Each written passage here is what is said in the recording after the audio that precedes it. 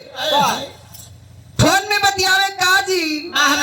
रुआ 1-2 महीना रह के चल गेली हर जी एकदम छछनत बा। उ कहे का कहे दुलही लेकिन तनी सही दुलही जब गौने आवेली त कितना बड़ा घुघुट कर ले रही हन। छोटे लाल भैया बड़े लाल भैया आज का भार तो लोन के ऊपर बा। देखो उ दुलही जब आवेली गौने त कैसे आवेली मास्टर कैसे आज चलिहन कैसे कैसे कैसे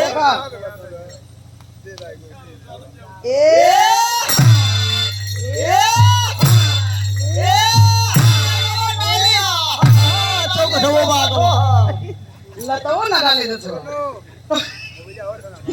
ले गेली है ना। ए भैया जब दुलही गमने आ जाई हां इतना बड़ा घुघुट कर ले रही हन। आ धीरे धीरे जब समय बीती तई घुघट आ जाई इतना पर आ तनी सा और समय बीती तो इतना पे आ जाई। परिवर्तन होत रही। आज जब एक आध वो लड़का हो जाई हां लड़का धीरे धीरे साल भर को हो जाई खेलत खेलत आ जाई दुआरे ससुर जी चल जाई हन देखे खेत की कितना बड़ा बिया भइले रोपे लग भइल बकिना तब यार पतो है आ जाई है भैया लड़का खेलत खेलत दुआरे आ जाई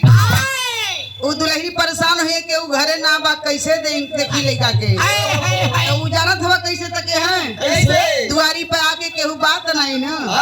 तो कैसे तके हैं कैसे काजी समोसा ले कैसे भाई कैसे होई उता के है जो इनका हो काका पतैया के समय मानल कम कइले बड़ा तो मेरे का हाथ बा। ए भैया देखा तो उ दुल्हन हेलो उ दुल्हन कहे जब राती के चिहुक जाए वो बेडे पर हाय हाय हाय हाय रे बुझाता कि नहीं के ऊपर विपद पड़ गई यो कम कम मुंह चोरना ककवा के आप लोग मत जनी है ये बहुत घटिया है ककवा बस तकते रहिए कि कब काकी गई खेते